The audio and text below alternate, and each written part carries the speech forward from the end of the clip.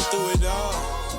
What's good, you guys? Today on the platform, we have Rick Moschel, who's a life coach that you guys have heard here on For the Underdogs before. And we also had Jason Demers, superstar, played 13 years in the NHL, and he's on to some amazing things. Can't wait for you guys to check it out. I mean, I actually, when you're done, is there a way I can do a 10, 12-minute kind of film of you? Just for that, because I know he told you about what we're doing. Yeah. But we kind of have, like, we're starting to kind of gather content from guys that played the game. Yeah. About just little, like, overcoming adversity. I'll show you the questions after. It's really quick, but it's just like, it's like things you learned along the way in your career. What you'd tell yourself if you were 13 again. Yeah, what you'd tell a kid before a big game. Yeah. Right now, if they're feeling anxiety, stress, stuff like that. Yeah. I would love to. Yeah. And we'll talk more about it as we go and even after, because I know he speaks super highly of you, and I've kind of followed your stuff. So I'm trying to put together like a group of, like, 5 to 10 athletes that that like we kind of go and change youth sports a little bit. Yeah, I love it. And help them all different sports too. I just talked to a guy that played for the Dodgers that's super interested too, and just kind of getting together the guys and girls that played that really kind of vibe with this and try to make a little change in the sports. Nah, it's much needed, man, especially just in how the landscape of sports is changing with NIL and just all the money that's getting thrown at it. Like, there's more and more anxieties and insecurities with athletes just based off of, oh, this guy or girl is getting paid more than me, Yeah. It's, we're targeting like 12 to 18. Yeah. So we're going to kind of have phases of it. But, like, I mean, now with, recruiters and agencies are coming out of the woodwork at, like, for 12-year-olds. They're trying to sign kids at 12. So now parents go, well, if I spend all this money, my kid will make it pro. Yeah. Not knowing that they're putting all this stress on them. And if the kid doesn't end up making it. Yeah. There's a rift between the parent and the child. Listen. And then you're, pardon my French, but you're kind of fucked mentally. Yeah. It's all, and I mean, you tell me if I'm wrong in, like, football, especially in youth sports, like, they have a coach for physical, nutrition, weightlifting, sprinting, but nothing for mental. Yeah. And if it is mental, it's astronomical prices. And I'll say this, like, in terms of the mental, I think a lot of athletes are scared to go to the mental coach in fear of it being used against them. Yep. Especially I know in football. Oh, like at the pro level? Yeah, I would never want you think that guy's not part of your team. Yeah, exactly. Yeah. So, like, I've experienced that where I felt like, okay, I can go talk to this person, and then a couple of weeks later, you kind of start getting the feel of, like, hey, am I getting moved down the depth chart a little bit?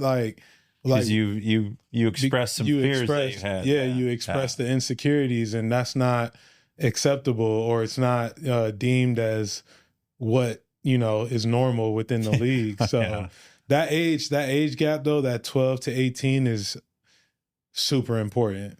It's where, and it's not even about, it's not even about, and I don't know if we're just wasting all the good stuff. No, we're just rolling right now. I love that stuff. Yeah, I love it.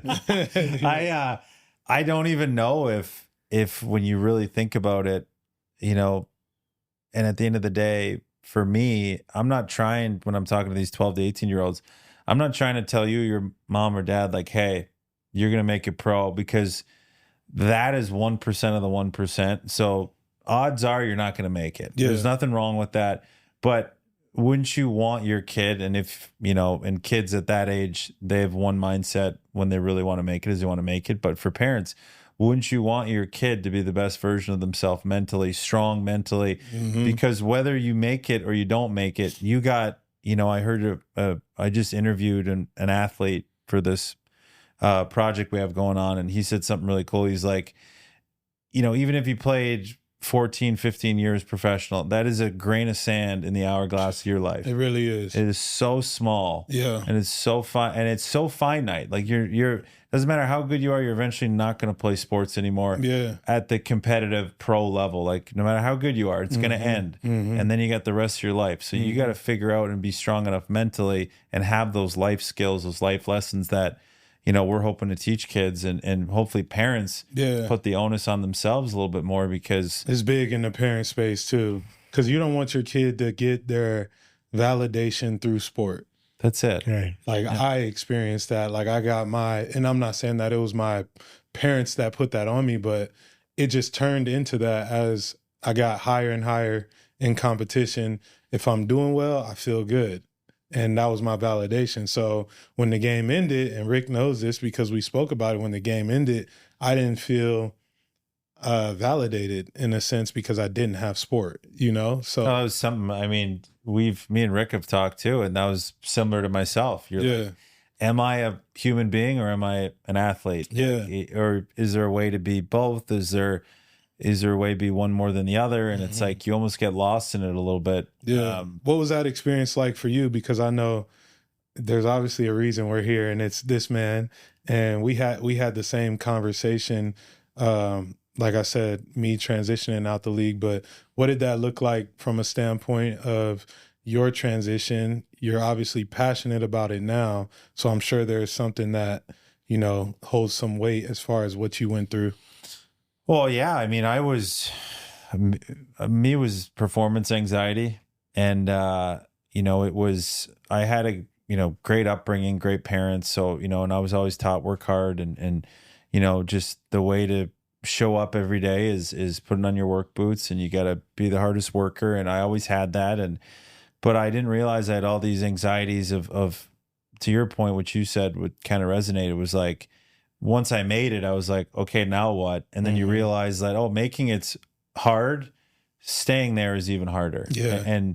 And that becomes a constant battle and a daily thing, especially if you're not, I wasn't a highly touted prospect. And I always kind of saw and said to guys in the league, there's two leagues. There's always the haves and the have-nots. And if you're in that have-not group, you got to work that much harder to stay at a level because, they just look for one thing to replace you because it's easy and it's cheaper to do so. So, I kind of fought with that because I was always, when I was on and I was kind of in the zone, I stacked myself up against a lot of players in the NHL, and I was able to compete at a high level.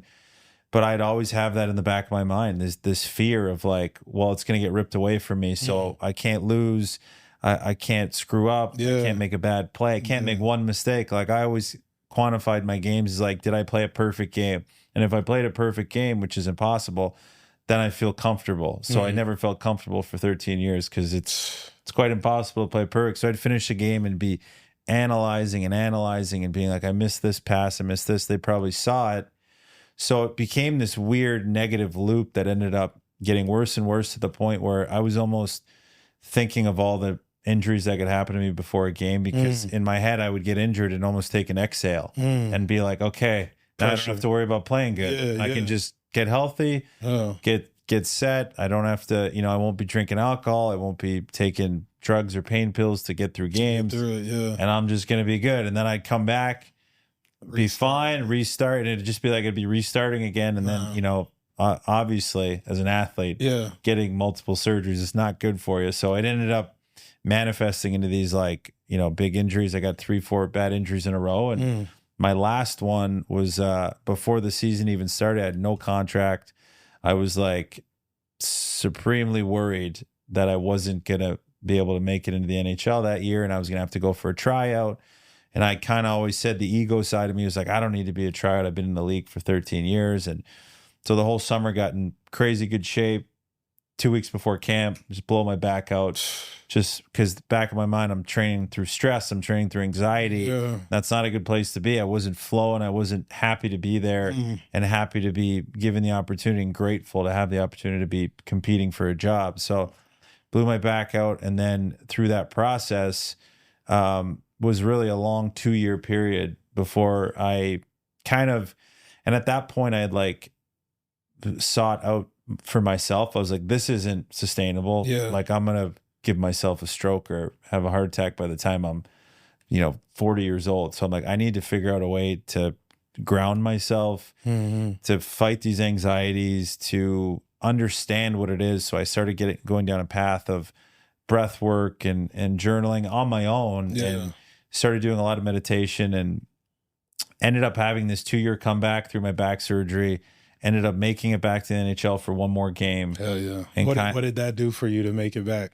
It's such a weird thing now that I like look back at it, and you know, me and Rick have talked about it. It's like the 2 years of like gripping the steering wheel and being like, you know, and once I got that game, and you know, my whole family was there, and it was that was the coolest moment, was seeing my family and realizing that like at the end of the day, what you take out of the game is your family and the people that rode with you the whole way. Yeah. And that's what you take out of it. No, that's the positive moments. It's not the career, it's not the accolade. Those are all great. Yeah. But the thing that's going to last and stand the test of time is your family, your friends, the people that have supported you. So and it's so hard to recognize that early on. So hard. You're stuck in it, man. Yeah. When you get older, it's like, oh, these opportunities are slim. And so let me appreciate the things that, like you said, the family and the people around that are enjoying that process. But when I was younger in the league, I didn't have that vision as well. So that hit me my last year in the league as well. And I feel like it's important for people to understand that. And listen, this is not just, a lot of guys do realize that. And there's a lot of guys that, you know, just for me and my experience, the anxiety outweighed my ability to look outwards other than like what's right in front of me. And to really realize that like, oh, I'm here, I'm on this stage, and you know, I'm grateful I'm in this small percentage of people that have played professional hockey, and I'm doing something, I'm representing my family. And I did have moments where I felt that, but it wasn't consistent enough. And it ended up, the anxiety always was that push-pull and outweighed it. So for me to kind of, that I always kind of I explained that to Rick, and it was like the 2-year process was almost like this cathartic experience of like going through the ups and downs of anxiety, but understanding that like, you know, everything happens for you, not to you. And understanding that all that was for me to finally figure out what was important. And I always tell the story, you know, my last NHL hockey game, you know, and I went and played a couple games in the minors. And when I finished the game, you know, they sent me down that same night. So I like left the rink and I get to watch the bus leaving of the NHL hockey team. And I'm sitting there basically on the side of the road. And I'm like, well, this is hilarious. So a friend of mine that was working for that team drove me to the hotel because I was flying out the next day. And as I'm driving to the hotel, I see my whole family, my niece, my brother, my wife, her family, all wearing my jersey, walking to the hotel. And it was like, in that moment, was like, like that's like the funny moment that you look at it and you're like, oh shit, like this is what it's all about. It's not about, you know, all the other little things that we get hung up on. Because at the end of the day, when you're, you know, on your deathbed, that's going to be the things you remember is that. So, and again, so it just was like a huge sense of gratitude all at once, and perspective change, and that's it. And then I was like, you know, sitting after having a drink with my mom and my family, and I was like, my mom was looking at me, and I'm like, I'm good. Like I think that's it for me. And I think not long after that, I ran into Rick, probably 2 months later, and when I was getting treatment done, and a mutual friend of ours, I was kind of really looking at breath work and journaling. And I was like, he's like, there's a guy who works with MMA fighters. He works with a lot of other people and in the sports realm. And he said, I can introduce you guys. So we hit it off, and literally same. Yeah. Same person too. Oh, same person. Yeah. Austin. Shout out Austin. Shout out to Austin. And you know, my first like big breathwork session, was with my wife, and it was Rick and Carrie, Rick's wife, that were leading it. And we were on Zoom. We were doing it on Zoom. Wasn't in person. Yeah.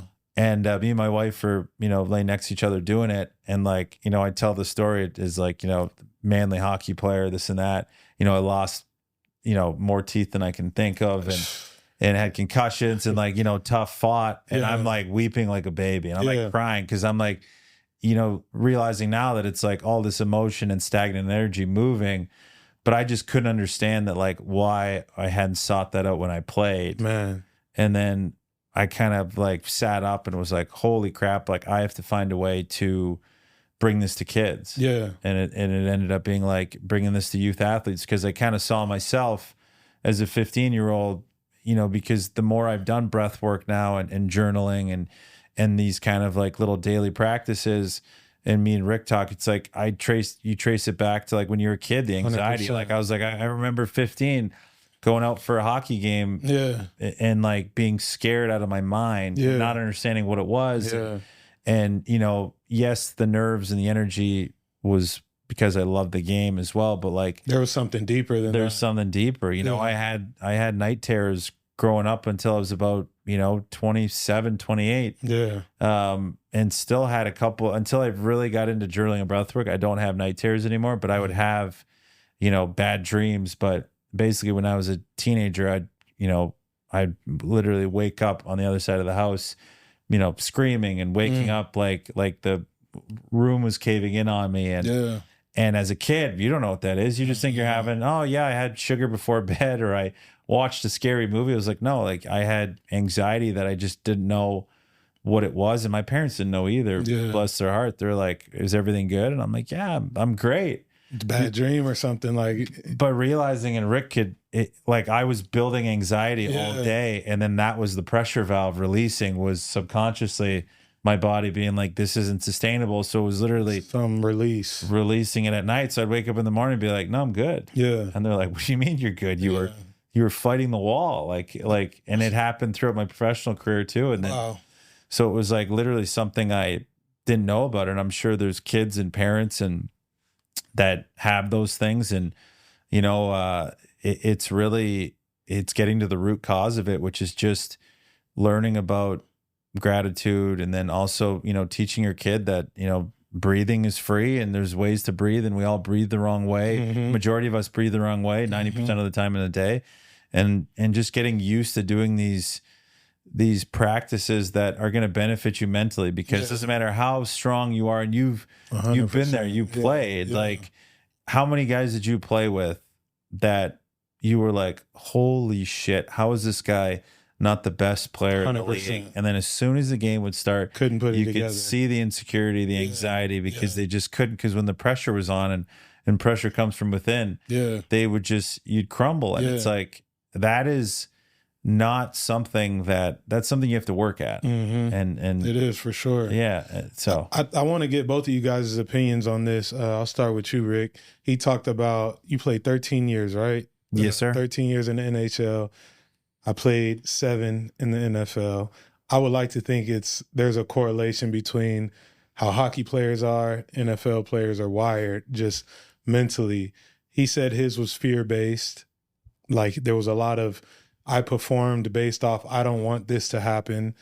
I did the same thing.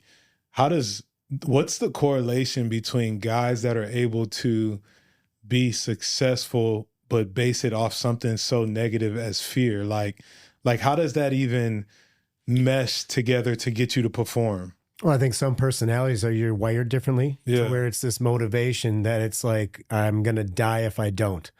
And it's this fear of death if I don't actually perform. And then there's other guys where that fear of death actually weakens them and puts them in a position to where their mind gets in the way. They can't breathe right. And then everything goes backwards one piece at a time. And there really is guys, I mean, you know, like a John Jones who literally fear-based and, you know, trauma and all the different things possibly in his childhood, where he's the best and he keeps going back, but he goes forward. He goes back, he goes forward. And I think in any sport, you just have these certain personalities that are fueled by a soul that's extremely powerful, that can use that fire and that fear and put them in this place to where they can overachieve in what it is. And some people just know how to navigate that.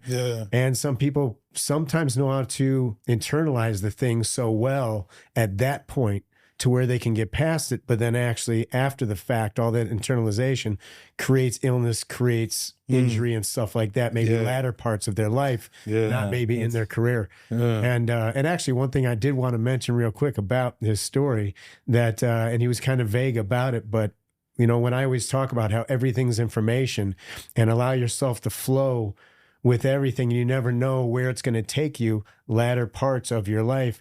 And when he had the opportunity, it was actually his 700th game. And not many people in the NHL have ever done that before. It's under 200, I believe. 700? And it was 700 games. And he actually had the opportunity, the possibility of doing that with the Coyotes, which was a last place team. Oh, yeah.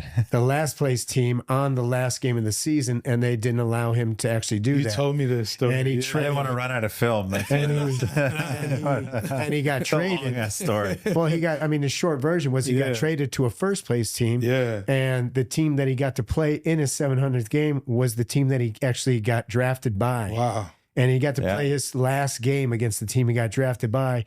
And the guy he drove with was one of the guys from that organization. He got to have a great conversation with him on the way back. Man. So it's one of those things where, you can get into your own head about a situation and trick yourself into thinking some things seriously negative when it's actually really is just information. If you allow yourself to take the ego out of it, get curious, know that it is happening for you, not to you, and that everything's information. So allowing yourself to flow with that and find the flow, and then just go there. Yeah. And then wake up 2-3 years later and look back and say, oh, that was the map. Yeah. Well, I think, you brought that up, and I think that's the misconception is, you'll talk about these stories of anxiety as an athlete, and that's where guys get scared is they go, well, you played 13 years, you played 7 years, you couldn't have been that anxious. Right.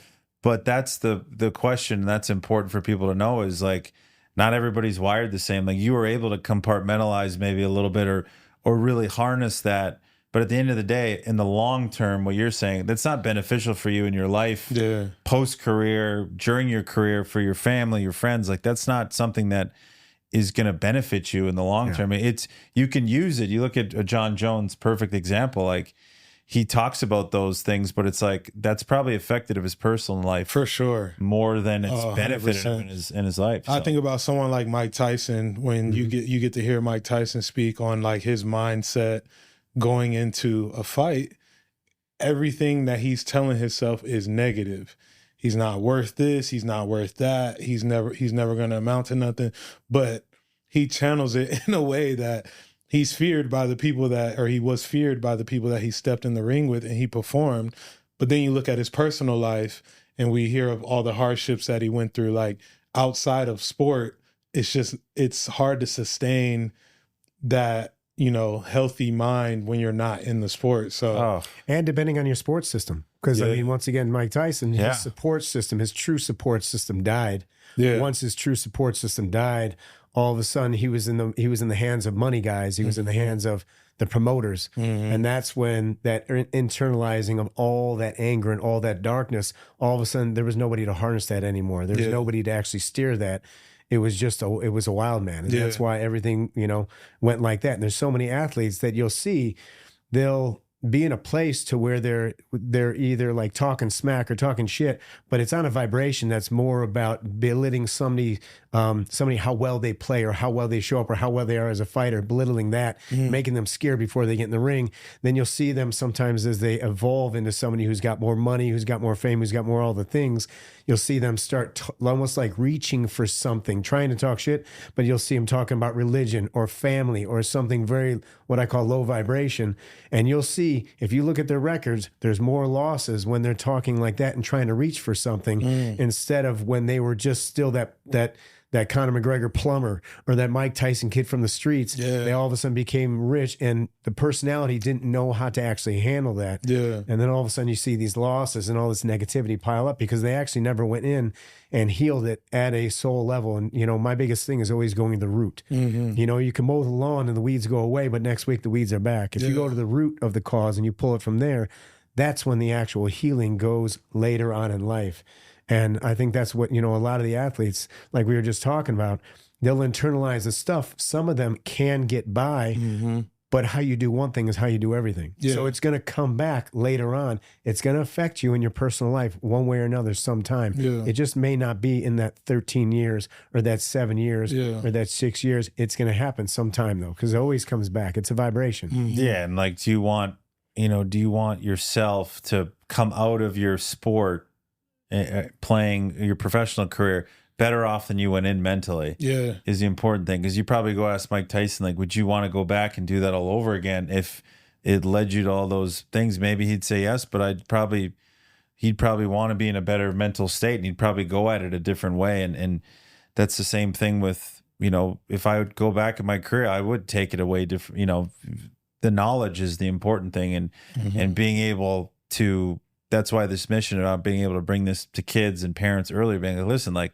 kid might play, kid might play 12, 15 years, like you might make it, but are they going to finish better off than they started mentally? And that should be the most important thing, because how much time you have after it. I mean, it's so much time. I'm like, I blinked. It's been 2 years I'm out of the league. Yeah. And I'm like, oh, I'm 38. I still got another 60 years left. I'm like, geez, I'm like, I got to make sure that this is a daily practice to keep myself in a good place, because you think it's forever because you're just in it. You know, you're in this bubble. Yeah. And time I think stops. 100%. I think Rick knows this. I was scared to let go of, I was having those thoughts of like, all right, I think I'm getting close to being done, but I was scared to let go of being an athlete or being a football player, because I didn't know that there was going to be anything on the other side. Yeah. Like, that to me was the scariest thing. And I was like, you know, physically, I could still go do it. Mentally, I wasn't in it. But I was almost willing to put myself through that physically, just to prolong that experience of like, what's next after the sport, because I hadn't prepared myself. I mean, I just wasn't prepared to go into that lane, you know? So, and I think a lot of, you know, I'm curious how the NHL is, but I think a lot of football players, just in, you know, my experience, deal with after the game, it typically goes that way. Yeah. Instead of the other way. I mean, there's more systems in place now, I think, that there used to be. Yeah. But I mean, it's tough because, like, you know, you're not making the money you made. You're not living the life. And, you know, a lot of guys get hung up on continuing to live the same way they live. Yeah, you can't do that. Being like, I have to live this way. It's like, you played 10 years, you made very good money. Unless you were making hundreds of millions, you got to find something to do, because that will go fast the way you spent it when you played. 100%. And the way you lived and the way you traveled. And I'm like, there needs to be a regression, and there also just needs to be thought while you're in it. Like, that's the thing of like, we used to kind of sit around and, you know, you'd see the guys that are like taking courses on the side, college course, because what's this guy doing? Yeah. It's like, there's life after. Yeah, and like, it's like, this guy's thinking ahead of the curve. He's thinking, listen, you know, when you really boil it down, it's like, you're told like, hey, like, football is your life when you're in it. It's everything you do. But you don't realize how much downtime you have. And that downtime, you're playing video games, you're going out, you're wilding out. It's like, you have all this extra time to work on something else, to get ahead in a million other things, and still have, you know, 100% focus on football or on hockey when you're there. And that's just the thing that we miss. And you get kind of drawn into it a little bit, because that's just the culture of it. And I think it's changing. I do feel like it is, for sure. You know, I think when I was in the league, it was like, if you were focusing on something else, they would say you weren't focused on ball. Yeah. And now you're starting to see guys, and this is just the landscape of athletics changing. Like, guys are, you know, getting into broadcast media. They have investment portfolio, like all of these things. Oh, yeah. So it's completely changed. I just feel like my era was that last era that it was like, if you're not all in on this, then you're not all in, you know? I got a question for you. Just tell me straight off the bat, like, what was your best game that you played in? Oof. Because I have a question around it. Okay, yeah. Like, best game. That's what's crazy, because, you know, and that goes to like the continue to work on myself. Like, I had gotten to a point where it's like, could I tell you my best game? You only tell you the worst game. I could probably tell you every. I could too. I could tell you. I could tell you. I could too. I could tell you every bad turnover I ever made. Yeah, like, sure. Like off a dime. You know, the game I always go back to, and if I were to think quickly, is, you know, what's funny is I used to joke to guys, and you know, guys would always make a weird joke and kind of laugh at me, and that was like me kind of, you know, shielding myself from my anxiety. Is like, the games I would come back from injury would be like my best game. 100%. I would have scoring chances. A lot of times I'd score, I'd have an assist.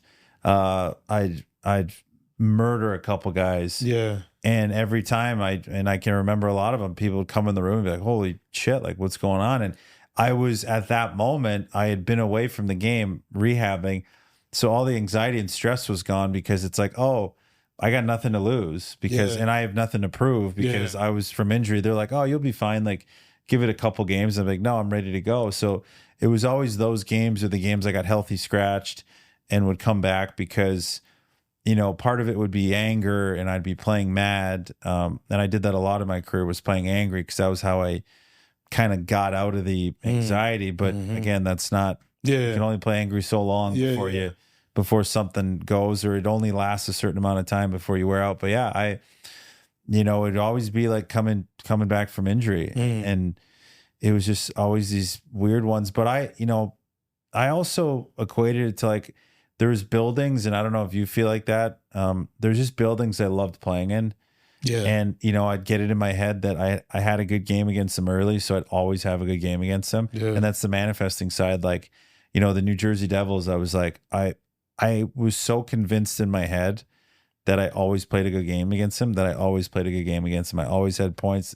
Conversely, the New York Islanders, I had one bad game early on, and I was like, I hate playing. I'd say I hate playing them. Yeah, I don't like playing this team. And I always have a bad game. Something will go wrong. Yeah, and it's just those weird manifestings of what you tell yourself in your brain as an athlete, and like visualizing is like, you're like, oh yeah, this is great. This is like, and it's just so funny when you look back. You're like, as soon as that seed of doubt creeps in, it's hard to get it out, man. And that's 100%. Where breathing and writing those fears down to kind of get them out of your head, I think, are so beneficial. But yeah, it was my best games is always. That's interesting. I was gonna say the same thing. Like I was just with a couple friends in Chicago going to a game, and my boy asked me, "What was your best game you played in?" And I just couldn't think of it. But automatically I went to like the worst game that I played in was against Jacksonville. And it's like, I'm 3 years removed from playing, and I still have to work on like, you did have good games, but for some reason that negative experience is louder in terms of like not giving myself credit for the good game, And that's usually correlated to your childhood. Yeah. It's correlated to something that happened to you when you were little where you weren't good enough. Mm-hmm. And usually what happens is that actual wound has never actually been healed, deep healing, inner child work, whatever it is, to the point where that's the trigger. And that's what's still connected, is that trigger between those two things, where once again, you can't remember when you were a child all the great things you did, which is why another reason why you probably can't remember the greatest things that you did when you were in the league. And it's crazy how correlated those two are. And when it comes to manifesting, our minds are way more powerful than we think. Yeah. And it puts off an energy. It's a vibration. And when your energy is low and there's any doubt in your heart that you're not going to play good at the Rangers Stadium, it's going to take over. And all of a sudden, that energy is the laws of attraction. It brings on those type of things to you. Once again, like you said, playing great at the Jersey Devils, he knows he's going to play great. That's a vibration. That's an energy that's being put out there. And I love that you said it, because it's a perfect example of the laws of attraction. Mm-hmm. And people really don't understand how powerful that is, because we're just intricate magnets. We're magnetically attracted to what we're putting out there, visually, mentally, and in our heart and soul. And once you have a doubt and you start thinking that, I'm telling you, it finds you. It just finds you. And then you could do a Mythbusters segment on it. And I guarantee you 100 out of 100 times, if you're thinking negative about something, it's going to bring negativity into your field. If you think positive, it's going to bring positivity in your field. I'm telling you 100% of the time. Go ahead, speak on it. You got something for me, huh? No, I'm just laughing because I always love asking athletes, like, so like I can't remember exact games, but I can remember the feeling. Like I know the feeling of when I was in it. And then conversely, like I can remember, and it makes me like sweaty palms. Like when the game's starting and like you're not feeling you're not there. You feel like you feel like you weigh 1,000 pounds. Yeah. You feel like I was so exhausted, couldn't catch my breath after any shift. Everything felt slow, felt like everybody was going 2,000 miles an hour, and I was in a quicksand. Yeah. And then when you're feeling good, I mean, you're light as a feather, you're kind of laughing, you're having fun. And we talk about the flow state of like, and that's what you hear guys talk about all the time. And, you know, it's so funny because like you hear Mamba mentality and you hear this guy's clutch and Brady. I'm like, those guys, to Rick's point, those really top guys, and when you ask them to explain it, they can't even explain it. Yeah. They're like, no, I just get there and I put in the work. And it's like, no, you're innately, it's built into you. Whereas other people that have to actively work at it. And like I had to actively work at it. Same. To the point where it was like I had to be 3 hours before the game it's to get kind ready. Of exhausting. Oh, it's exhausting. It's exhausting, you know, and learning, not having the tools and like and really creating that mindset, you know, you it's a fatiguing thing. Like I'd tell guys, I'd go on the ice for the game and the puck would drop and I would be so tired. Yeah. And I was like, what the hell's going on? I had 3 Red Bulls. I had 2 coffees. I had a Sudafed. Mentally, your mind's been running long before that game even started. Yeah. And I was like, I slept 10 hours the night before. And I said, as soon as the game would be over, bing, wide awake. Yeah. And I'm like, what the? And you just sit there and you're like, you're working yourself up mentally into a fatigue to the point where like, as soon as the game's over, you're so relieved. And it's like, now you can't sleep till 5 a.m. Yeah. I think that's also a good place of why visualization is so good, because when you actually take the time day in and day out, use your truly your creativity, your imagination to actually be able to visualize every single night, programming your subconscious before you go to bed. Yeah. And be able to visualize what it looks like, everything. And what it feels like. What it feels like, what it smells like, to put on your shoes, to put on your cleats, to put on your skates, to walk out, to feel the ice, to feel the field, to feel the crowd, all those things, to where you've relived it so many times. That also takes out the anxiety because your body is subconsciously has programmed itself to already live that moment. Yeah. So when you're in that moment, your body has already done it. It's already done it 100 times. And I do know that a lot of the top athletes, and obviously, you know, trickling down throughout, but most of the top, every single one of them does some type of breath work usually, and definitely does visualization every night. Yeah. And that's a big part. It's a big tool. Yeah. Because 90% of our lives is lived in our subconscious. So, I mean, if you're programming your subconscious before the most powerful time of your day, which is the evening when you're sleeping, all you do is your body knows what to do before it's already there. But when you're doing all the things, or you're going out with the buddies, you're fucking around and doing the things, you're not programming anything. And what it does is you wake up and it's like, okay, wait a second, let me wake the fuck up. Let me get a Red Bull. Let me get this. Let me get my things going. Then by the time, like you said, you're in it, all of a sudden all this stuff happens. You can't take it back. And then into the game, and then you're wide awake and you're like, shit, you're looking back at all the things that you supposedly missed out on. Yeah. Which once again, all it is once again, dude, learning experiences. Yeah. And you could take that as a negative constant, which so many people do, because that again is that I'm not worthy, I'm not good, all the things from my childhood. Or you can rewire yourself to constantly, what did I do well today? What can I improve on? And turn the page and be neutral at all times. And that's, I mean, the best guys, that's their thing. In any sport, especially when you have sports that are, something like tennis or something like that, because every single point, it matters. You have to rewire every single point. And, Federer always talks about he lost 50% almost 50% of the points in failures in games.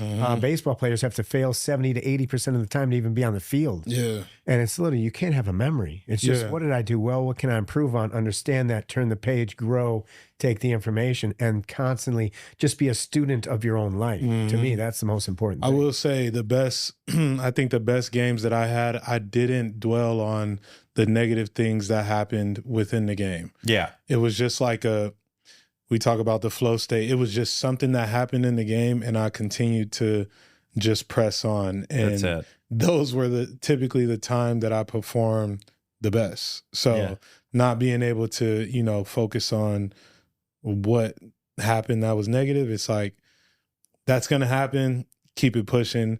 But there was times that I was not able to get myself out of that mode.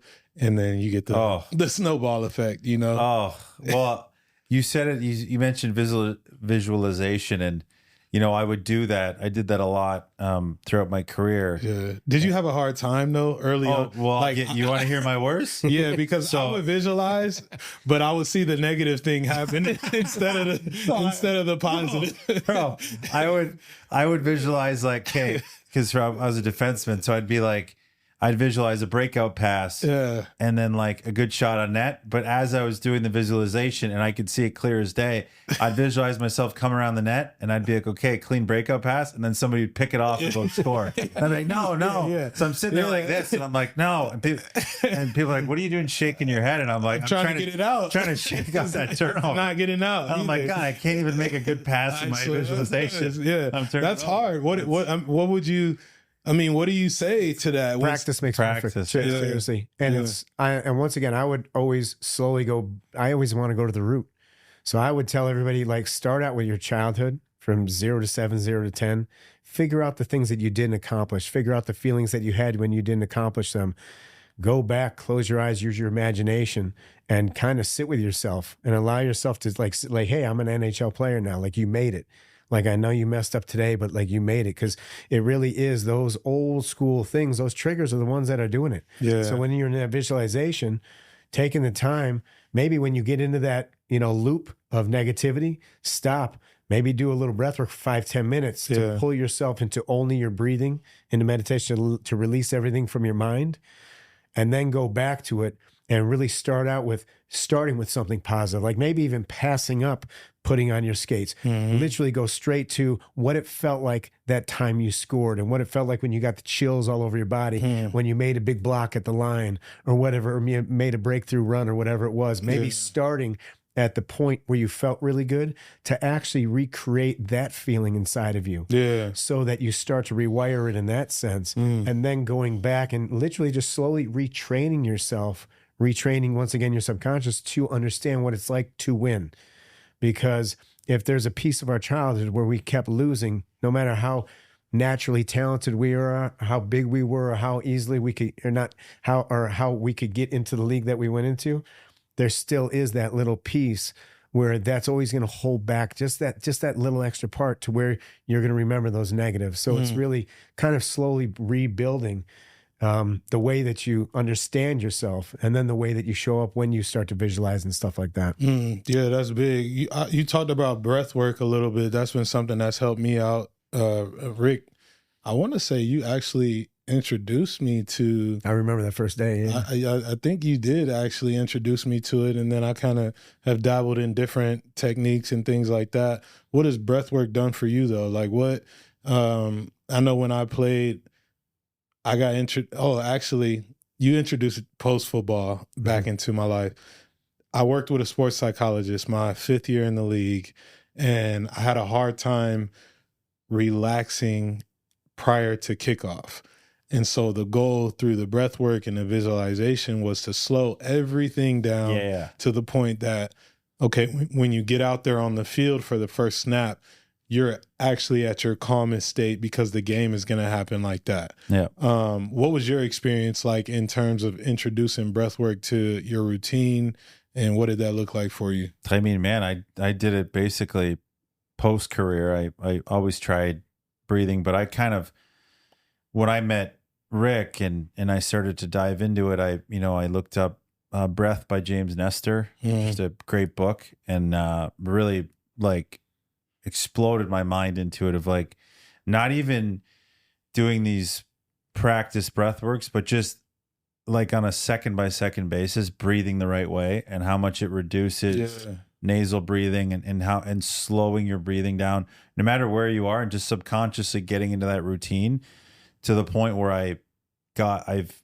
been, and it's work every day, but I've been just training myself to breathe if I'm not speaking nasally, think about conscious breaths, and, sleep better, digest better, exercise better. I even do it a lot when I'm exercising now, where if I'm doing uphill walking, I only nasal breathe. If I'm doing weightlifting, I try to only nasal breathe, and really try to make a conscious effort of that. And it's benefited me like immensely. Like it's just something that kind of all ties into what we're trying to bring to youth sports is that's just, kids aren't used to and don't understand it, but it's a very easy mechanism to learn once you learn it. And it's something that if you kind of ingrain it early, because you talk to Rick and Rick's very into inner child work and going back to a child, like you learn a lot of your habits as a kid. So why wouldn't you implement good habits as a kid? And as a parent, why wouldn't you want your kids just breathing? Just teach your kid to breathe. Like, yeah, of course, when they leave the house, but teach conscious breathing. I got big into sleeping with the mouth tape. So do you like it? I love it. It changed my sleep. Really? I haven't been able to do it yet. I'm nervous. I haven't been able to do it yet. So I do. So there's a company Dream strips. They're like a big one. Yeah. Because it's like all whatever non-toxic, but they have just the strip. So it's literally just a strip. So your mouth is still open. Okay. But it's enough where you train your brain to kind of, even if you're still breathing through your mouth isn't open, gaping wide, and you use your nose. And my wife now is like full tape over the mouth like a hostage. Like literally. I was going to say my wife would like it if I did that. yeah, for sure. 100%. Honey, you're real quiet tonight. No, seriously. But it's like sleeping wise, like, there's studies on dehydration and when you're breathing through your mouth, you dehydrate way quicker. Yeah. And, recovery from working out, you less restlessness. And, I don't need as much sleep hours to feel rested. And, it's just something that book really changed me. And obviously a lot of the stuff I've practiced with Rick, I think those big 45-minute ones are really good and very intense. Yeah, they are. And, but I think there's a lot of stuff of like learning like a 3 to 4 breath cadence that becomes your like kind of rock to when you feel that anxiety coming up, you can just go to that and it takes 2 minutes. And Rick's got a ton of them and it's like immediately your nervous system just comes down and you get out of that fight or flight. Cause I think that's where, for me, that's where a lot of injury happened. That's where a lot of fatigue happened was, I'm a duck on a pond. You can't, it's not sustainable. So I think even in day-to-day life in terms of, manifesting things, but also just the way you show up, like not being nervous, calm, thinking rationally, you can make good decisions. And it's just something I try to do on a second by second basis. I think, go ahead, Rick. I was just going to say, you'd be surprised at how many people that I've worked with that have never thought about one of their 17 to 30,000 breaths per day. Yeah. And all the different people that I take through, they're like, man, I just realized I don't breathe. Yeah. Or I hold my breath all day long. Yeah. I don't even think about how I breathe. And it's constant. I was just going to say the biggest thing that breath work kind of introduced to me is being present. Like the conscious breathing equals being present, because now I'm actually thinking about what I'm doing in this moment. So in terms of what you guys are doing with the youth athletes, it all correlates, right? Because if these kids are able to learn how to calm themselves down or even ramp themselves up with breath based on what they need, when they get in that moment in the game, they can now regulate themselves instead of waiting till they're in the professionals to seek someone out to help them. So like, I think if I had that at 12, 13, 14 years old, and just being able to get back to present is so beneficial in terms of sports, but also outside of sports as well. Oh yeah, your toolbox. You actually have a toolbox. Yeah. When we were kids growing up, you didn't have a toolbox. Yeah. You didn't even have the box to put the tools in, let alone the tools to put in it. Go touch grass. And it's truly. Go touch some grass. But yeah, seriously, and I mean, bringing kids at a young age where they actually, like you said, they're actually present to where they actually think about how they feel in that moment. We never knew that. We just reacted. I was the king of reaction. Now, latter parts of my life, I understand why that happened so that I could understand later in life how to coach people on that. Yeah. But also, it would be better to be able to teach people at that young age so they actually don't have to navigate that, so they can actually live their best lives as they go through. And as I love to say, find themselves on the map of their life, slow everything down, be able to be present, understand what they're feeling, actually reflect on that, grow from it, and then move on, so that as young kids, they're actually already becoming masters of adversity and all the things which Jason, loves to say, and it's so powerful because masters of adversity. Yeah, talk about that a little bit. Yeah, I mean, it's just kind of been the theme of the show today is just how you do one thing is how you do everything, and I know these are all cliches and things we can use, but you talk about visualization, repeating a mantra to yourself, and if I was wanting to become a parent, and me and my wife are in the process of trying to rectify that. Yeah. So, but just seeing parents and youth parents, and it's like you want your kids to, above all else, be able to handle any adversity, any obstacles that come their way in a calm manner, and be able to get over those things quickly, because that is where every person, every human being is going to be faced with adversity at one time in their life, but it's how you overcome it. It's how you reshape it. It's how you grow from it. That's the most important thing, because that is what separates the good from the bad. Again, you could be the strongest athlete, you can be the fastest athlete, but if adversity hits you and you crumble, well, you're not going to make it, and you're obviously making it as a 1% of 1%, but now you're limiting that even more, because you look at the guys that do make it and they're able to overcome adversity. A lot of them aren't. I wasn't the fastest. I wasn't the strongest. I never was the most in shape, but just mentally, even though I had all these anxieties, I was able to, like I said, when I get injured, I'd be able to overcome the adversity. Yeah. Okay, let's get set. And I'd almost find more peace in the complete, utter chaos. Yeah. And that was my issue, was that after a while, that just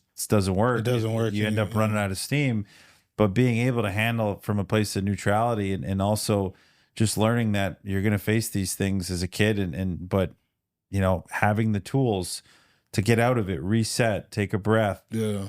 Just realize it's a game. We're playing a kid's game. Yeah. You're kids. So it's like, have fun, do what you can, and learn that, like, these little tools that you're picking up along the way, to Rick's point, are going to help you master adversity, and learn that it's just, these are just things happening for you. It's just information. You're taking it in as a kid. And that I'd put a kid like that learns those things early up against any adult that has never had that training, because you're just so more well equipped, and you don't have all the baggage of being 30, 40 years old. You're 12, 13, 14, 15. Still fresh. You're still learning, and still learn those good habits. And, for parents, like, push your kids to learn those habits, when you're telling them to go work hard and go have fun, it's like, have a purpose to that. Like, why? Why? Like, explain to them, have the conversation that this is to set you up for life. It's not to make you a professional athlete. Right. It's that after the professional athlete's over, whether you make it or not. Yeah. And you need to have that belief that you're going to make it, but know that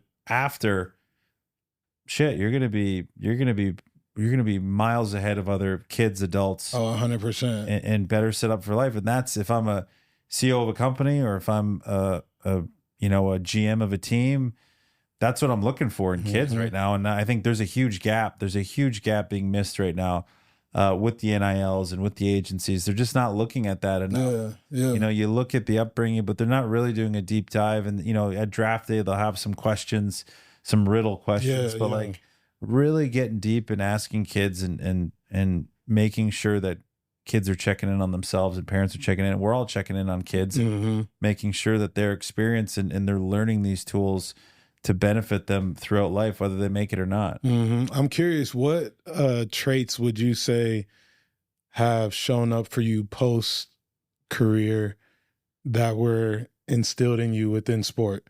Like, for me, like, what makes you successful now that you can say, oh, I gathered this from my playing days, or this was still prevalent in my athlete days? Well, I mean, work ethic's the one, you develop a sense of work ethic and working with a team. Yeah. Working with the team and working with others is always something, you're for me and Rick, having us work together, like, I'm loyal to our team. Like, I'm like, whatever you ask of me is something, or whatever I ask of you is something that I'd be willing to do myself. And as you know, playing on a team, that's something that you got to be able to look to the left and the right and be like, I can trust these guys. And conversely, you got to make sure that you have your ducks in a row, and at least on paper, that everybody can trust what you're doing and what you're going to go out and do, and you're going to do your job. So that and work ethic for me. And honestly, just to, for me, like I loved hockey so much and I love games and I'm still a kid at heart. And for me, that's what I always took from hockey is just being a kid and going at life as a kid and stay young, be curious, play games. It's like always trying to find a game in something. And that was the best part for me of playing was, you're with all these other guys that are, 20s to late 30s and we're all, 2-year-olds when you get around each other, you make jokes and everything is very fun and light. And that's something I think I try to take into my life afterwards. Sometimes it's weird when my wife's like, the hell are you doing right now? For sure. Why are you acting like a 2-year-old? But it's served me well. And it's something I took with me. Post my playing career for sure. Yeah, I asked that because we were talking about there's a 1% of people that make it professionally. And I truly think that the traits that these kids that you guys are going to be working with, the traits that they learn through what you're coaching them, like you said, are going to set them up, whether you're successful and make it to the pros or not, they're going to set you up to be ahead of a lot of people in life. So you're going to learn something regardless of whether you think, oh, I'm going professional or I'm going D1. Like you said, CEOs, COOs, they're looking for people that hold the traits of professional athletes because they know, okay, they can work with the team. They have good problem solving skills. Like they're accountable, they're disciplined. All of those things you can learn through sport. And I think it's just so, apparent to push that on the kids as well. Yeah. Routine as well. Routine is, we throw that word around a lot when we played pro sports and you hear that. And I haven't really understood it till I stopped of like having to keep that routine. And like, that's important. Like everybody should have a routine that they can fall back on that allows them some level of peace and comfort and sets them up for their day. And it doesn't have to be anything crazy. It could be easy as you get up in the morning, you jot down a few notes, say what you want to get out of the day, take 3 deep breaths and get the hell out of there. It doesn't need to be this, it doesn't need to be this. I know we kind of all say like the 46-minute Rick Moschel breath work. It's not for the faint. It's not for the faint of heart. That's work. I don't even do it that long in the morning. I know. My meditation is about that long with gratitude and manifesting and all that. I just wake up real early. I was gonna say some at 2 in the morning. He's a sicko. Yeah. I was gonna say the routine piece. When I got done playing, I was like, I'm not about to stick to my routine. Like I did it long enough while I was playing. Like I'm just gonna wake up when I want. Oh God. I'm gonna work out when I want. And quickly I realized you are not built that way. Like if you don't have a routine, your day and your mindset, everything is just off. Yeah. And you're not even preparing yourself to handle it if it goes off. Like you're just going through the motions. Yeah. And that to me is the worst feeling. That's why I get up early still and I go work out and I cold tub, all those things. Like if I don't do those, like I've given myself some grace now. I've worked on it. Like if I miss a cold tub, I'm not beating myself up. But it's so natural to me now that like when I do get those things done, I'm ready for my day and I feel good about my day. So the routine is, it's easily proven. Yeah. It's easily proven. It's kind of funny because even when you said that, I love to watch everything when people talk. And even when you said that, that was your inner child being like, I'm not going to work out today. I'm going to wake up when I want. And it was even the way you said it. You almost had like a little kid swag. I thought I earned it. Swagger. Yeah. For sure. I'm going to wake up. But it's funny because then it always goes back to how you do one thing is how you do everything. Yeah. If you start the day in limbo without any plan whatsoever, any positive vibration of any sort, it's going to topple down, and that negative energy and that negative vibration is going to find you. So if you have, even like you said, like a 2-minute routine, a 45, 50-minute routine, whatever you have, taking the time to be grateful for something, think about an intention of how you want to live your day, having a home base so that if your day veers off, you can look back and be like, well, what was my intention this morning? Oh, wait a second. It was kind of to flow with things. Don't get angry today and, just have a good day. Okay, you know what? Let me go back to that. All it is just like a home base to start from, to create a vibration that takes you throughout the day. Yeah. That's all it is. You changed that for me. I mean, I can't remember how many conversations we had around, hey, I'm doing this in the morning. I'm doing Wim Hof. I'm doing sauna. I'm doing cold. Like, you changed that for me as far as like me being able to put those things in order. And I mean, it's not 50 minutes, but I get it. Yeah. It works for me, and that's what works. And that's the thing, is not having attachment to it. So once again, like you said, like sometimes I don't do the cold plunge. That's the thing too. You can't beat yourself up about it if you don't do everything.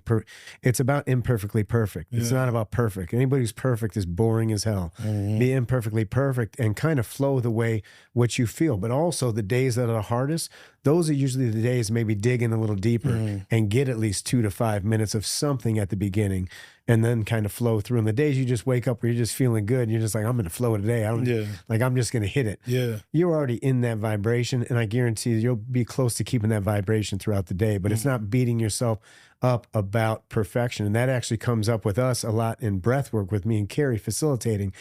Is some people when they first started, and especially when we work with professional athletes that started doing it, and they realize that they're not good at it. Well, it's been a long time since they have been good at something. Yeah. So they get frustrated throughout the breathwork practice. And it's not about frustration. It's about being open to what is it? What am I feeling right now? Okay, wait a second. I'm feeling frustrated. Okay, well, let me slowly release that. Let me just slowly get back into the breath. Let me see where I could take this, and let me see if I could just finish it out.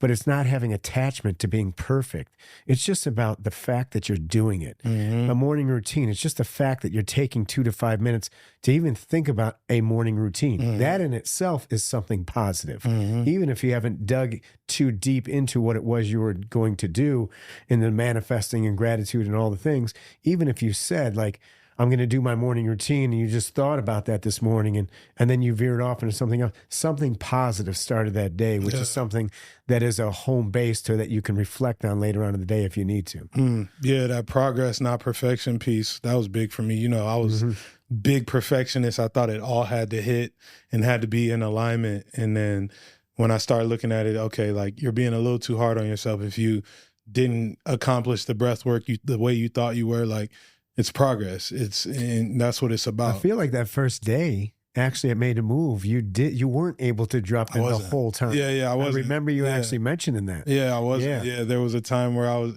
probably about 10 minutes where I was just like, all right, I can't, but you couldn't get into it. Couldn't get into it. Yeah. But that's the thing. That in itself is information. And it really goes back to even, what we're trying to create is a filtration system. Yeah. Trying to create at a young age, understanding that life is a game. When you play that game, you filter information, and really everything is information. If you want to say it's good or bad, that's up to you. But in the end, it really is just information, and it is all growth. It is all lessons and teachers. So it's rewiring the brain, rewiring who you are to look at it like that. To look at it as just information. It's not about being perfect right away. Even if it takes you 5 years of practicing to get there, you're starting out at 12, 13. I started out at 44. Yeah. You know what I mean? So you're starting out at a young age to where if you're at a point where you really are a filtration system, you know that everything's information at the age of 19, 20, you're 15, 20 years ahead of most people on planet Earth. Yeah. And we want to create more and more of that so that that's actually the ladder of the bunch instead of something that's not really seen that much. Yeah. No, I love that. What would you say to somebody who is of age, like in our age group, that is having that hard time though? Like, they feel like it's too late to start. What would you say to them? I'd say release the ego. It's the ego that's talking to you. That's saying that I'm too old, man. It's too old to start. I've actually had people do that to me that are in their 50s, 60s, even late 60s. And frankly, it's all bullshit. It is your inner child. It's lack that's actually fueling that, taking that story out. And I said it in our first podcast, but it's one day or day one. Don't say one day I might be able to start this and actually create something with it. Have day one be today, and be present. There's a magical book I literally just finished called The Power of Now. And the power of now it's not about yesterday. It's not about what I didn't do yesterday or the past years. It's about now. What can I do now to better myself now in this moment, live in this moment, live my best moment right now, and get momentum with a bunch of those moments so that 5 years from now, you don't remember the 15, 20 years prior to that you didn't do it. And actually take the time to really release the ego and lock in to a different vibration and challenge yourself. Challenge yourself to actually get out of the comfortable of what you've been, which is uncomfortable because you've been navigating all the crazy stuff. Yeah. Let all that go, get into a different uncomfortable to where you get comfortable in that. And then all of a sudden, that's when you hit that flow state. So it really is. I love that I just took that book in because it really is the power of now. It's being present now at this moment with two guys having a conversation. It's about now. It's not about what you did in the past. The past is always there. As you grow in the now, you can reflect, understand the past, understand how it's orchestrating where your mind goes. But other than that, don't have any attachment to that. Understand it, release it, live in the now, gain momentum, and then take that momentum into the day-to-day practice. That's fire right there. Jason, what are you most proud of? What are you most proud of from your career? The people like I touched on it a little bit, but the people that I brought with me for the ride and having done it and came out with a better sense of myself than when I went in. I think initially if you'd asked me 10 years ago, I probably would have said, playing in the NHL was my dream, and I realized my dream. But, that was one game when I played my first game, and, having to do it a second time, because I always kind of joke when I was out for 2 years, kind of grinding to get back and making my way back into the NHL. I got to, do something that not many people get to do, and it's make the NHL twice. Yeah. Because I was out and completely out, and I was able to fight my way back in. So, for me, just learning, I mean, we've talked about it a lot, but just learning about myself and taking all these lessons and understanding the biggest lesson is, you got your whole life in front of you and there's that it's a moment. I'm so super grateful for everything I had in the NHL, but to the power now, like looking back at what I didn't do and what I did, and that, I could get stuck on that all day. And it was an amazing experience. And I love thinking of the memories I have, and they're all fond. And even the ones that are negative are fond memories because I learned a lot about myself now. And I learned a lot about myself throughout the whole process. So it's such a grain of sand in your life. Like I said, it's like that quick. It's a snap of the fingers. It's done. But you learn so much and you take so much from that experience that ends up serving you for the rest of your life and serving the people around you. And, being able to play for my family and my wife now and playing with that name on the back of my jersey, which is my family. And I understand we're all playing for the crest on the front and representing the city, but at the end of the day, the family you take with you is the one on the back of the jersey, and that is just the proudness and the pride that I have for having done that, and it being able to show out, I hope, in a positive way, and made those people proud and kind of made my family name proud. So for me, it's a lot of those things, and it's tough to, we're never taught as athletes to think, selfishly, but at the end of the day, your family, that's your day ones. That's the people, that's your support system. Like they're there long after every teammate's gone and long after every organization that pays you gone. And you're taught to really serve your team, and that's what you're there to do. But at the end of the day, you're making the people around you that support you proud, and that's your opportunity. So for me, it was being able to kind of do all that. And when I got out of it, just, having my family be proud of what I did, and my wife, and being able to hold my head high that I kind of gave it my all and came out the other side with all fingers and all toes. Man, I love that. Yeah. That's a great perspective to have. I it's changed for me, like what I'm most proud of right now. Like I would say, like you said, experience, right? I got to experience the NFL, but in terms of like what it took me to get there and what I learned about myself in it, that I can apply to getting out of it. Mm-hmm. That's what I'm most proud of right now. Like I used to look at my career like, oh man, you had bad games here, you struggled on this year, or you didn't have a good year that year. All of those things, like you said, is information. And the way that I can flip that now is what I'm most proud of. Like, I told you this before, the NFL for me is like a stepping stone. Like, I think those 7 years were there to teach me something about later in life. Yeah. And I mean, it's an amazing accomplishment. Yeah. Like the number of people that have played. And, my brother, when I played my 700th game, and 700 games is crazy. It's different with football because you equate one of your guys' games is like equivalent to like just the stakes of it. Yeah. And that's not counting playoff games, but for me with that, it's really of the 700 games and to your point, the 7 years, it's so much.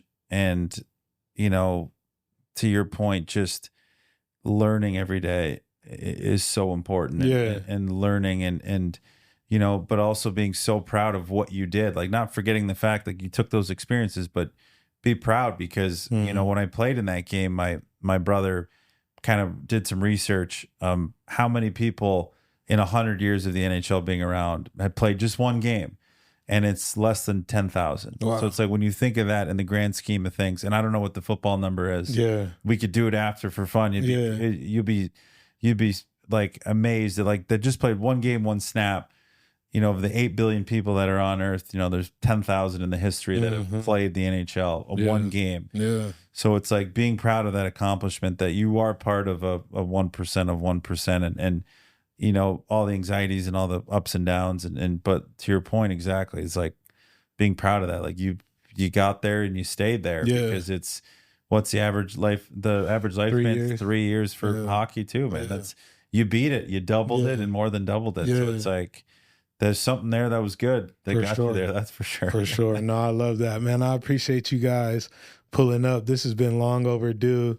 Rick's been talking to me about you for it's been some time now, and so obviously everything happens in the right time. And I enjoyed this conversation, but I'm glad we got to sit down and talk. And obviously there'll be more conversations, but I really think this is going to be helpful to the platform and the people that hear it. So thank you guys for coming and kicking it with me. It was a great conversation. Thank you for having us. And to your point, like doing this after you played and being impactful is huge accomplishment as well. Yeah, thank you, man. Tell the people where you guys can be found at. Like, I know Rick, you got everywhere.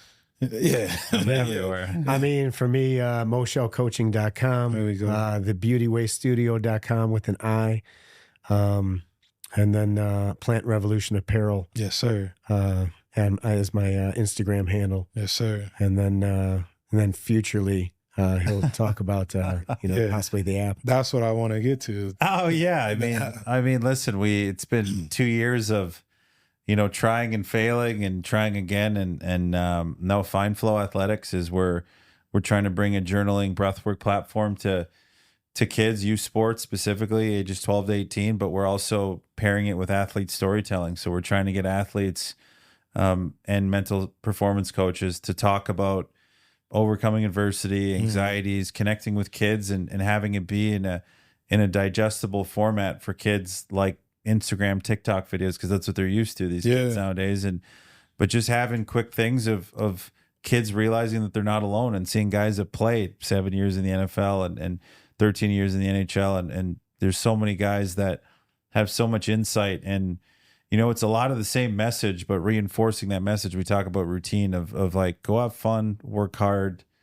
Listen, it's not as big as you think. Don't think you're bigger than the game. Like, just enjoy every second of it now with your friends, with your teammates, and really drilling that home. And then, hopefully giving some kids some go-to resets that they can do when they're stressed. And, we're hoping that this is a good conduit to help kids in youth sports, but also help parents that might not know where to turn, because, I touched on it a little bit at the start of this, but, there's parents are spending on strength coaches, nutritionists, skills coaches.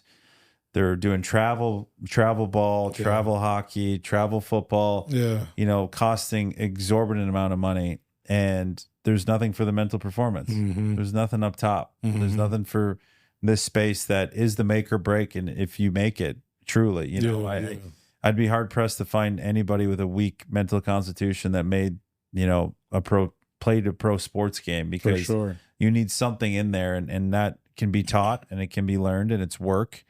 But we're trying to make it in a fun way for kids. So we're really excited about it. Hoping to launch in December. And really just building out the team and building out the content. And I'm definitely we're gonna probably do a quick little interview too to get it. But that's there. And then for Instagram, Jason Demers on Instagram, and I'm on LinkedIn. I'm everywhere. Hey, LinkedIn is where it's at, man. Best platform. LinkedIn is where it's at. Oh, and I did want to really quick finish just with the word ripple. XRP? The ripple effect. The ripple effect, truly. I mean, I had no idea where my life was going to go. And I, became a life coach, breathwork facilitator, and much more. And that rippled me to meet somebody that introduced me to both of you. Both of you in your retirements have grown and done amazing things with so many different people.